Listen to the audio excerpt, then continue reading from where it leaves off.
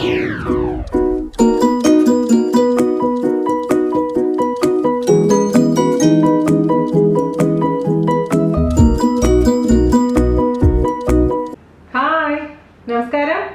എന്തുണ്ട് വിശേഷം? എല്ലാവർക്കും സുന്ദരിയെന്ന് വിശ്വസിക്കുന്നു. ഞങ്ങളിവിടെ സുഖമായിരിക്കുന്നു.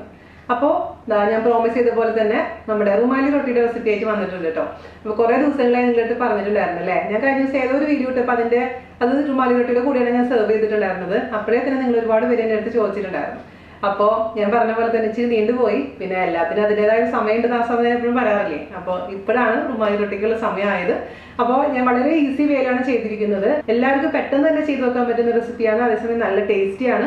പിന്നെ റെസ്റ്റോറൻറ്റിൽ കിട്ടുന്നതെന്ന് പറഞ്ഞാൽ വലിയ റുമാലി റൊട്ടിയാണ്. അതുപോലെ നമുക്ക് ചെയ്യാൻ പറ്റില്ല വീട്ടിൽ. അപ്പോൾ വീട്ടിൽ ചെയ്യാൻ പറ്റുന്ന രീതിയിൽ നിങ്ങൾ എന്തായാലും തയ്യാറാക്കി നോക്കാം. ഞാൻ പറഞ്ഞിട്ട് ഡീറ്റെയിൽ ആയിട്ട് പറഞ്ഞിട്ടുണ്ട്. അതെല്ലാം ശ്രദ്ധിച്ച് ചെയ്യുകയാണെന്നുണ്ടെങ്കിൽ പെർഫെക്റ്റ് ആയിട്ട് നമുക്ക് വീട്ടിലുണ്ടാക്കിയെടുക്കാൻ പറ്റും. ഓക്കെ. അപ്പോൾ അതുപോലെ തന്നെ ഞാൻ ഇന്നലെ ഇട്ടിട്ടുണ്ടായിരുന്ന പൊട്ടറ്റോ വെഡ്ജസ് ഒരുപാട് പേര് ഇൻസ്റ്റാഗ്രാമിലും അതുപോലെ തന്നെ ഫേസ്ബുക്ക് വഴിയായിട്ടും ഈവൻ മെയിൽ വഴിയായിട്ടും എനിക്ക് ഫോട്ടോസൊക്കെ അയച്ചു തന്നിട്ടുണ്ടായിരുന്നു. അപ്പോൾ എല്ലാവർക്കും എൻ്റെ താങ്ക്സ് ഞാൻ പറയുകയാണ്. അതുപോലെ തന്നെ കാണാത്തവരും അത് ഉണ്ടാക്കി നോക്കാത്തവരും ഉണ്ടാക്കി നോക്കാൻ മറക്കരുത്. കാണാൻ മാത്രമല്ല ഷെയർ ചെയ്യാനും അതുപോലെ തന്നെ ലൈക്ക് ചെയ്യാനും മറക്കരുത് കേട്ടോ. അപ്പോൾ ഒട്ടും താമസിച്ച് നമുക്ക് എങ്ങനെയാണ് റുമാലി റൊട്ടി തയ്യാറാക്കാം എന്ന് നോക്കിയിട്ട് വരാം. അപ്പോൾ ജാനേട്ടൊന്ന് ഭയങ്കര പണിയാണല്ലോ, ഭയങ്കര തിരക്കിലാണ്. ശരി, ഒരു ഹായ് പറയാം.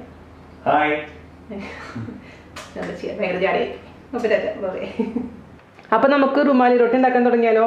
അതിന് വേണ്ടി ആദ്യം തന്നെ ഞാൻ എടുത്തു വെച്ചിരിക്കുന്നത് 1/4 കപ്പ് മൈദ. ഈ റെസിപ്പി ഉണ്ടാക്കാൻ മൈദ വേണം കേട്ടോ, മൈദ ഇല്ലെങ്കിൽ ശരിയാവില്ല. അപ്പോൾ 1/4 കപ്പ് മൈദ ഞാനൊരു ബൗളിലോട്ട് ഇട്ട് കൊടുത്തിട്ടുണ്ട്. അതുപോലെ തന്നെ 1/2 കപ്പ് ആട്ട, ഗോതമ്പ് പൊടി. ഇത് പ്യുവറായിട്ടുള്ള ഗോതമ്പ് പൊടിയാണ്. ഞാൻ എപ്പോഴും പിൽസ്ബറി ഗോതമ്പ് പൊടിയാണ് ഉപയോഗിക്കാറുള്ളത് കേട്ടോ. അപ്പോൾ അതും ചേർത്ത് കൊടുത്തിട്ടുണ്ട്.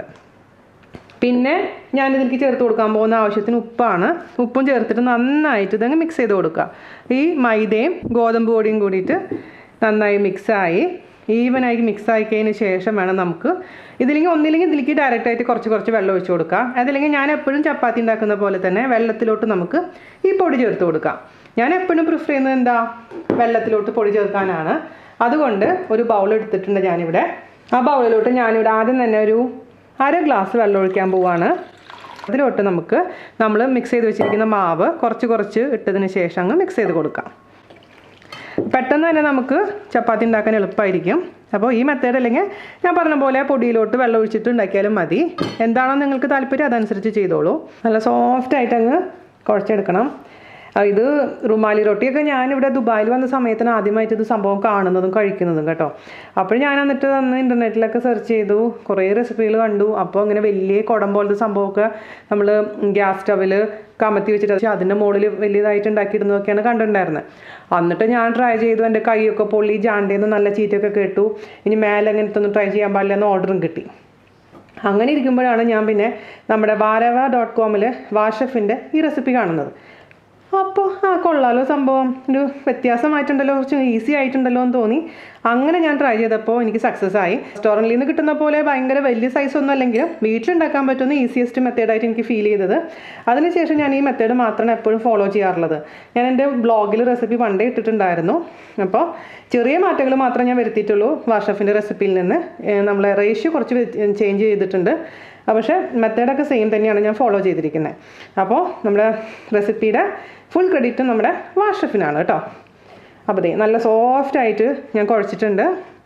അപ്പോൾ ഇതൊരു 5 മിനിറ്റോളം ഇതുപോലെ നന്നായി കുഴയ്ക്കാൻ പ്രത്യേകിച്ച് ശ്രദ്ധിക്കുക. ഇനി നമുക്കിതങ്ങ് അടച്ച് വെക്കാണ്ട് 20 മിനിറ്റ് കഴിഞ്ഞതിന് ശേഷം പരത്തിയെടുക്കണം. ഓക്കെ. അപ്പോൾ ഒരു 20 മിനിറ്റ് നമ്മൾ അടച്ചു വെച്ചിട്ടുണ്ടായിരുന്നു കേട്ടോ. നല്ല സോഫ്റ്റ് ആയിട്ടുണ്ടെങ്കിൽ എന്താ ചെയ്യേണ്ടതെന്ന് വെച്ച് കഴിഞ്ഞാൽ ആദ്യം തന്നെ ഒരു പ്ലേറ്റിൽ കുറച്ച് അരിപ്പൊടി എടുക്കുക. ഞാനിവിടെ പത്തിരിയുടെ പൊടിയാണ് എടുത്തിരിക്കുന്നത്. നൈസായിട്ടുള്ള പൊടി എടുത്ത് വെക്കുക. അതുപോലെ തന്നെ ഒരു പ്ലേറ്റിൽ കുറച്ച് ആട്ടയാണെങ്കിലും കുഴപ്പമില്ല, മൈദയാണെങ്കിലും കുഴപ്പമില്ല. ഞാനിപ്പോൾ കുറച്ച് ആട്ടയാണ് എടുത്ത് വെച്ചിരിക്കുന്നത്. അത് നമുക്ക് എന്താ ചെയ്യേണ്ടതെന്ന് വെച്ച് കഴിഞ്ഞാൽ നമ്മളെ മാവിൽ നിന്ന് 2 ചെറിയ ഉരുളകൾ ഉരുട്ടിയെടുക്കാം. ഞാനിപ്പോൾ ഇവിടെ എൻ്റെ തവയുടെ വലിപ്പം ചെറുതായതുകൊണ്ട് ഞാൻ ചെറിയ റുമാലി റൊട്ടിയാണ് ഉണ്ടാക്കുന്നത് കേട്ടോ. ഹോട്ടലിൽ കിട്ടുന്ന പോലെ വലുതായി ഉണ്ടാക്കാൻ എനിക്ക് പറ്റില്ല. അതുകൊണ്ട് ചെറിയ ഒരു ഉരുള എടുത്തിട്ടുണ്ട്. അതുപോലെ തന്നെ സെയിം അളവിൽ തന്നെ വീണ്ടും ഒരു ചെറിയ ഉരുളയും കൂടെ അങ്ങ് എടുക്കാം. മാക്സിമം ഒരേ വലിപ്പത്തിലാണെങ്കിൽ കുറച്ചുകൂടി നന്നായിരിക്കും. ഓക്കെ. എന്നിട്ട് ബാക്കിയുള്ള മാവ് നമുക്ക് അടച്ചു വെക്കണം. അടച്ചു വെച്ചിട്ടില്ലെങ്കിൽ എന്ത് പറ്റുമെന്ന് വെച്ച് കഴിഞ്ഞാൽ തുറന്ന് വെച്ചിട്ടുണ്ടെങ്കിൽ ഡ്രൈ ആയിട്ട് പോകും. അത് 2 ഉരുളി എടുത്തല്ലോ. എന്നിട്ട് ജസ്റ്റ് ഒന്ന് കൈ കൊണ്ട് പ്രസ് ചെയ്യുക. ഇതിൻ്റെ മുകളിൽ എണ്ണ തടവുക. അത് ഡസ്റ്റ് ചെയ്യണ്ട കേട്ടോ, ആദ്യം ഡസ്റ്റ് ചെയ്യണ്ട. എന്നിട്ട് നമ്മുടെ അരിപ്പൊടിയിൽ ജസ്റ്റ് ഇതൊന്ന് മുക്കുക. അരിപ്പൊടിയുള്ള ഭാഗം രണ്ടും അങ്ങോട്ടും ഇങ്ങോട്ടും ജസ്റ്റ് ഒന്ന് കൂട്ടി വയ്ക്കുക, പ്രസ് ചെയ്ത് കൊടുക്കുക. എന്നിട്ട് ബാക്കിയുള്ള ഭാഗമാണ് നമുക്ക് ആട്ടയിൽ മുക്കിയെടുക്കേണ്ടത്.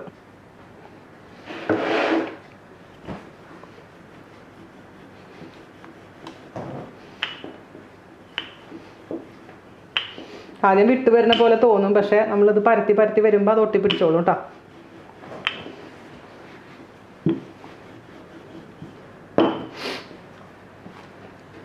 അപ്പോൾ നിങ്ങൾ പരത്തുമ്പോൾ ശ്രദ്ധിക്കേണ്ട കാര്യം എന്ന് വെച്ചാൽ ഓവറായിട്ട് അങ്ങനെ നൈസായിട്ട് പരത്തണ്ട കേട്ടോ. കാരണം എന്താ വെച്ചാൽ അതിൽ നിന്ന് നമുക്ക് ഇത് എടുക്കാൻ ബുദ്ധിമുട്ടായിരിക്കും. അതുകൊണ്ട് മാക്സിമം നൈസായിട്ട് പരത്താതെ, അതേസമയം ഒരുപാട് അങ്ങ് പൊടി പാടില്ല, അതുപോലെ തന്നെ ഒരുപാട് അങ്ങ് നൈസാക്കേണ്ട ആവശ്യമൊന്നുമില്ല. എല്ലാ സൈഡും ഈവനായിട്ട് പരത്തണം എന്ന് മാത്രം നിങ്ങൾ നോക്കിയാൽ മതി കേട്ടോ. അത്യാവശ്യം നൈസായിട്ട് നമ്മളിത് പരത്തിയിട്ടുണ്ട്. എക്സസ് ആയിട്ടുള്ള എന്തെങ്കിലും പൊടി ഉണ്ടെങ്കിൽ തട്ടിക്കളയാം. ഇനി നമുക്കിത് ചുട്ടെടുക്കാം. ഞാൻ അവിടെ റുമാലി റൊട്ടി ഉണ്ടാക്കാൻ വേണ്ടിയിട്ട് തവ നല്ല ഹൈ ഫ്ലെയിമിലാണ് ഞാൻ വെച്ചിരിക്കുന്നത് കേട്ടോ. ആ നല്ല ചൂടായിരിക്കുന്ന തവയിലോട്ട് വേണം നമ്മളുടെ റുമാലി റൊട്ടി വെച്ച് കൊടുക്കാൻ. പൊടി തട്ടിക്കളഞ്ഞിട്ട് പെട്ടെന്ന് തന്നെ ചൂടുള്ള തവയിലോട്ട് അങ്ങ് വെച്ച് കൊടുക്കുക. പിന്നെ ഞാൻ പറഞ്ഞാൽ ശ്രദ്ധിക്കേണ്ടതെന്ന് വെച്ചാൽ ഒരുപാട് നൈസായിട്ട് പരത്താൻ പാടില്ല. ഒരുപാട് നൈസായി പരത്തി കഴിഞ്ഞാൽ നമുക്കിതങ്ങ് വിടിച്ചെടുക്കാൻ ബുദ്ധിമുട്ടായിരിക്കും, അങ്ങ് ഒട്ടി പിടിക്കും കേട്ടോ. അപ്പോൾ അത്യാവശ്യം നൈസായിരിക്കണം, പക്ഷെ ഓവർ നൈസായിട്ട് പരത്താൻ പാടില്ല. പിന്നെ എല്ലാ സൈഡും ഈവൻ ആയിരിക്കണം, അതും പ്രത്യേകിച്ച് ശ്രദ്ധിക്കുക. ഇതാ ഇതിങ്ങനെ കണ്ടില്ലേ, കുമ്പളകളായിട്ട് ഇങ്ങനെ വരുന്നുണ്ടോ. അപ്പോൾ ഹൈ ഫ്ലെയിമിൽ വെക്കുമ്പോൾ ബാക്ക് സൈഡ് കുക്കായിട്ടുണ്ടാവും. അതിന് ശേഷം നമുക്കിതങ്ങ് തിരിച്ചിടാം. അപ്പോൾ ഈ സൈഡ് റെഡി ആയിട്ടുണ്ട് കേട്ടോ. നല്ല നമ്മൾ പുറത്തുനിന്ന് വാങ്ങിക്കുന്ന റുമാലി റൊട്ടിയുടെ അതേപോലെയാണ് ഇരിക്കുന്നത്. തിരിച്ചിട്ട് കഴിഞ്ഞാൽ ബാക്ക് സൈഡും കുക്കായി കിട്ടിക്കോളും. ജസ്റ്റ് ഒന്ന് പ്രസ് ചെയ്ത് കൊടുക്കുക. ഒരുപാട് നേരം കുക്കായി കഴിഞ്ഞാൽ ഹാർഡായിട്ട് മാറും നമ്മുടെ റുമാലി റൊട്ടി. ഇത് മതി, നമുക്കിത് എടുക്കാം. എന്നിട്ട് എന്താ ചെയ്യേണ്ടതെന്ന് വെച്ച് കഴിഞ്ഞാൽ മറ്റേ ചപ്പാത്തി ഇതിൽ നിന്ന് ഇങ്ങനെ പിടിച്ചെടുക്കുക. സുഖമാണ് ചെയ്യാൻ. കണ്ടോ? എന്നിട്ട് അപ്പം തന്നെ റുമാലി ആയിട്ട് നമുക്കിങ്ങനെ മടക്കി ട്രയാങ്കിളായിട്ട് അങ്ങ് മടക്കി വയ്ക്കാം. അപ്പം തന്നെ വീണ്ടും എന്ത് ചെയ്യണം, നമ്മുടെ കാസറോളിൽ എടുത്ത് വയ്ക്കാം. അപ്പം ഇതുപോലെ തന്നെ എല്ലാം ഉണ്ടാക്കിയെടുക്കട്ടെ കേട്ടോ. ഇതാ ഇത് രണ്ട് ഭാഗത്തും കുക്കായിന്ന് ഉറപ്പ് വരുത്തണം കേട്ടോ. രണ്ട് ഭാഗത്തും കുക്കായിട്ടുണ്ട്, പെട്ടെന്ന് കുക്കാവുന്ന സംഭവമാണിത്. ഇതേപോലെ അങ്ങ് എടുക്കുക. സോഫ്റ്റ് ആയിട്ടുള്ള റുമാലി റൊട്ടി നമുക്ക് റെഡിയായി കിട്ടിയിട്ടുണ്ട്. 18 റുമാലി റൊട്ടി കിട്ടിയിട്ടുണ്ട്. അപ്പോൾ നല്ല സോഫ്റ്റ് ആയിട്ട് ഇരിപ്പുണ്ട്. കണ്ടോ കാഴ്ചയിൽ ഓഫയില്ലേ, കാഴ്ചയിൽ എങ്ങനെയുണ്ട്, നല്ല സോഫ്റ്റ് ആയിട്ടില്ലേ. പക്ഷേ വീട്ടിലുണ്ടാക്കുമ്പോൾ അതിൻ്റേതായ ചെറിയ ചെറിയ മാറ്റങ്ങളുണ്ടെന്ന് മാത്രം. എന്നാലും ഏകദേശം ഒരു 99% അതേ ടേസ്റ്റ് തന്നെയാണ് കിട്ടുന്നത്. അപ്പോൾ ഞാൻ ഇതിൻ്റെ കൂടെ സെർവ് ചെയ്യാൻ പോകുന്നത് നമ്മുടെ ചന മസാലയാണ്. അതായത് ഈസി ആയിട്ട് കുക്കറിൽ ഉണ്ടാക്കുന്ന ചന മസാലയാണ്. ഞാൻ ജസ്റ്റ് ഫോട്ടോ ഒക്കെ എടുത്തതിന് ശേഷം കൊണ്ടുവരാം കേട്ടോ. ഞാനിവിടെ റുമാലി റൊട്ടിയൊക്കെ ഫോട്ടോ എടുത്ത് കൊണ്ടുവന്നിട്ടുണ്ട്. അതേപോലെ തന്നെ ചന മസാലയും. അപ്പോൾ അതിൻ്റെ കൂടെയാണ് ഞാൻ സെർവ് ചെയ്യാൻ പോകുന്നത്. അപ്പോൾ ഞാൻ ഒരെണ്ണം നിങ്ങൾക്ക് വേണ്ടി ഒന്ന് ടേസ്റ്റ് ചെയ്യാം കേട്ടോ. ഇതിപ്പോൾ കുറേ നേരമായിട്ട് പുറത്തൊക്കെ വെച്ചിരിക്കുന്നതാണ് കേട്ടോ. എന്നിട്ട് നല്ല സോഫ്റ്റ് ആയിട്ട് തന്നെ ഇരിപ്പുണ്ട്. അതിലോട്ട് നമുക്ക് I will give you പാത്തുന് വായിൽ വെച്ചേരാ കേട്ടോ. I am the taste tester. ശരി. Tester of the taste. പാത്തുന് It looks yummy. പാത്തുനൊരു വായ വെച്ച് കൊടുത്തിട്ടുണ്ട്. ഞാൻ കഴിക്കട്ടെ കേട്ടോ. It's soft. Soft. Good, right? This is rumali റൊട്ടി. അപ്പോൾ അടിപൊളിയായിരുന്നു കേട്ടോ. നല്ല ടേസ്റ്റി ആയിട്ടുണ്ട്, നല്ല സോഫ്റ്റ് ആയിട്ടുണ്ട്. ഇത്രയും നേരം ഞാൻ ഫോട്ടോ ഒക്കെ എടുക്കാൻ വേണ്ടി പുറത്ത് വെച്ചിട്ട് പോലും സോഫ്റ്റ് ആയിട്ട് ഇരിപ്പുണ്ട്. അപ്പോൾ നിങ്ങൾ എപ്പോഴും ചൂടോട് കൂടി സെർവ് ചെയ്യാൻ ശ്രമിക്കുക. അപ്പോൾ നിങ്ങൾ പുറത്തുനിന്ന് വാങ്ങുന്ന റുമാലി റൊട്ടി ശ്രദ്ധിച്ചിട്ടുണ്ടെന്ന് അറിയില്ല, കുറേ കഴിയുമ്പോഴേക്കും ഹാർഡായിട്ട് മാറും. അപ്പോൾ റുമാലി റൊട്ടിയുടെ ഒരു കുഴപ്പം ഇതാണ്. അപ്പോൾ ഉണ്ടാക്കി വെച്ച് തന്നെ കഴിക്കുക, അല്ലെങ്കിൽ ഞാൻ പറഞ്ഞ പോലെ കാസറോളിൽ വെച്ചതിന് ശേഷം ആവശ്യമുള്ള സമയത്ത് മാത്രം പുറത്തെടുക്കുക കേട്ടോ. It's yummy. അപ്പോൾ എല്ലാവർക്കും ഇഷ്ടപ്പെട്ടെന്ന് വിശ്വസിക്കുന്നു. എല്ലാവരും ട്രൈ ചെയ്തിട്ട് അഭിപ്രായം പറയാൻ മറക്കരുത്. ഇന്നലെ ഇട്ടിട്ടുണ്ടായിരുന്ന പൊട്ടറ്റോ വെഡ്ജസും ഒരുപാട് പേര് ട്രൈ ചെയ്തിട്ടുണ്ടായിരുന്നു, ഫോട്ടോസൊക്കെ അയച്ചു തന്നിട്ടുണ്ടായിരുന്നു. എല്ലാവർക്കും എൻ്റെ ഒരുപാട് നന്ദി ഞാൻ അറിയിക്കുകയാണ്. അപ്പോൾ അടുത്ത അടിപൊളിയായിട്ടുള്ള റെസിപ്പി ആയിട്ട് വരുന്നവരെ നന്ദി, നമസ്കാരം. Thank you. Thank you, by.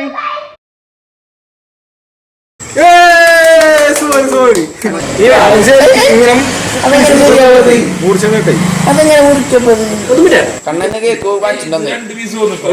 അതിങ്ങനെ ക്രോസ് ചെയ്യണോ?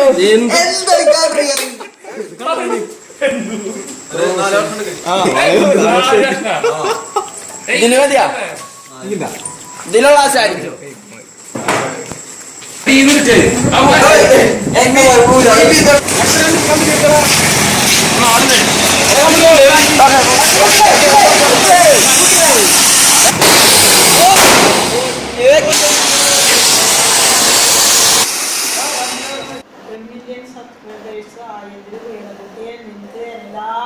കൺഗ്രാറ്റുലേഷൻസ്. മാമന്റെയും അമ്മായിയുടെയും ചേട്ടന്റെയും എല്ലാവരും കൺഗ്രാറ്റുലേഷൻ. കുട്ടിമോളെ, ചകരക്കുട്ടിയെ, വീണക്കുട്ടിയെ, കൺഗ്രാറ്റുലേഷൻ. വീണേ, കൺഗ്രാറ്റുലേഷൻ കേട്ടോ. 1 മില്യൺ സബ്സ്ക്രൈബേഴ്സ് എന്ന് പറഞ്ഞാൽ ഒരു നിസ്സാര കാര്യമല്ല എന്ന് അറിയാം.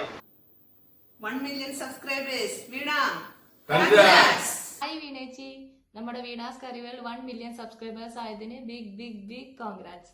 നമ്മൾ കറിവേൽ ഫാൻസ് ഒരുപാട് ആഗ്രഹിച്ച് കാത്തിരുന്നതാണ് ഈ നേട്ടം. ഇന്ന് മലയാളം കുക്കിംഗ് ചാനൽസിൽ ഏറ്റവും ടോപ്പും അതോടൊപ്പം 1 മില്യൺ സബ്സ്ക്രൈബേഴ്സ് ആദ്യമായി നേടിയ മലയാളം കുക്കിംഗ് ചാനലും നമ്മുടെ കറിവേലാണ്. ഈ നേട്ടം മാത്രം മതി 1% ആളുകളുടെ വിമർശനങ്ങൾക്കുള്ള മറുപടിയായിട്ട്. ഭൂരിപക്ഷം മലയാളി പ്രേക്ഷകരുടെയും പ്രിയപ്പെട്ട ചാനലാണ് കറിവേൾഡ് എന്നൊരു സംശയം കൂടാതെ നമുക്ക് അഭിമാനത്തോടെ പറയാം. ഈ ചുരുങ്ങിയ സമയം കൊണ്ട് 1 മില്യൺ സബ്സ്ക്രൈബേഴ്സ് ആയതിന് ചേച്ചിയുടെ കഴിവും സിംപ്ലിസിറ്റിയും ഹാർഡ് വർക്കും പറയാതിരിക്കാൻ പറ്റില്ല.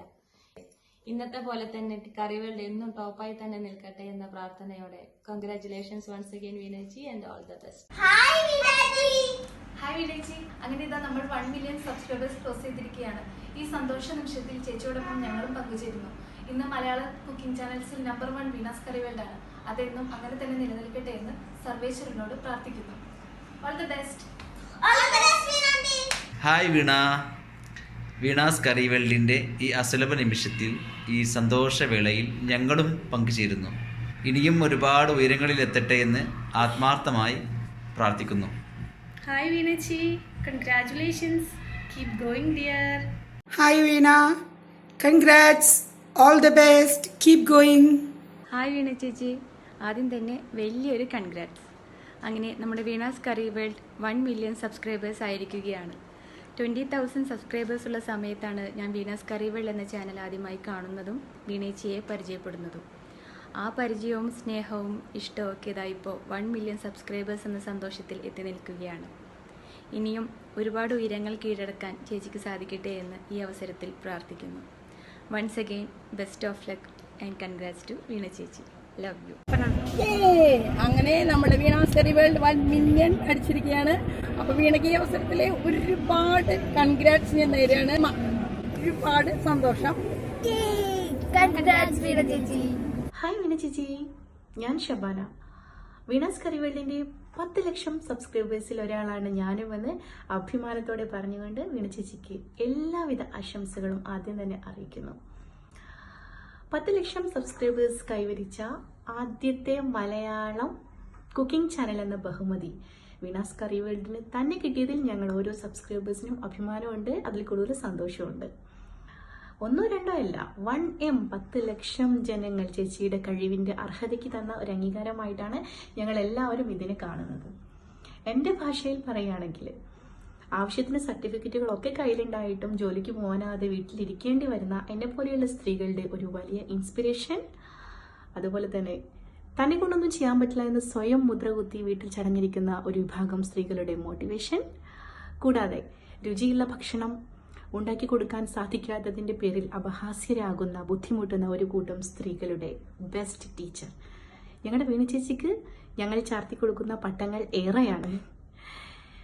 1M അല്ല, അതിനേക്കാളൊക്കെ ഉയരങ്ങളിലേക്ക് വീണ ചേച്ചിക്ക് പറക്കാനാകട്ടെ, വീണാസ് കറിവേൾഡിന് എത്താനാകട്ടെ എന്ന് ഈ അവസരത്തിൽ ആത്മാർത്ഥമായിട്ട് പ്രാർത്ഥിക്കുന്നു. അതോടൊപ്പം തന്നെ നമ്മുടെ വീണ ചേച്ചിക്ക് കട്ട സപ്പോർട്ടായി നിൽക്കുന്ന ജാൻ ചേട്ടനും കുടുംബത്തിനും 1000 ആശംസകൾ അറിയിക്കുന്നു. ഒരുപാട് അഭിനന്ദനങ്ങൾ. Love you so much. Thank you.